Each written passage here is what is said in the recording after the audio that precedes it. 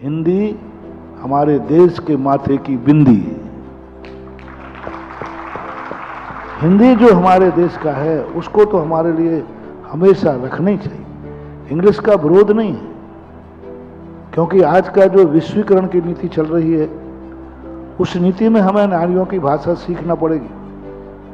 लेकिन हमारे देश में हमारे देश का कोर्ट हिंदी में हो, हमारे देश की लिखा पढ़ी हिंदी में हो, सारे सरकारी कार्य हिंदी में हो, कोर्ट के फैसले हिंदी में हो, इसके लिए हिंदी का माध्यम लेना बहुत जरूरी है।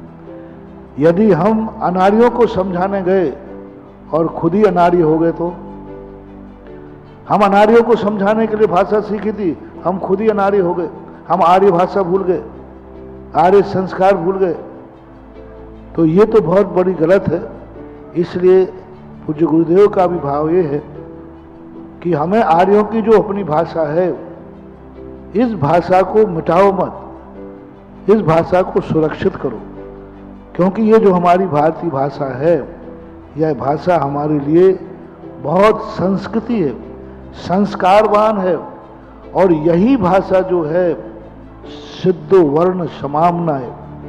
किसी भी भाषा में आप बोलिए, मुख से ये 52 अक्षर ही निकलते हैं, मुख नहीं बदल सकता, मुख इंग्लिश का नहीं हो सकता, मुख कन्नड़ का नहीं हो सकता, मुख मराठी नहीं हो सकती, मुख जर्मनी नहीं हो सकता, मुख चाइना नहीं हो सकता।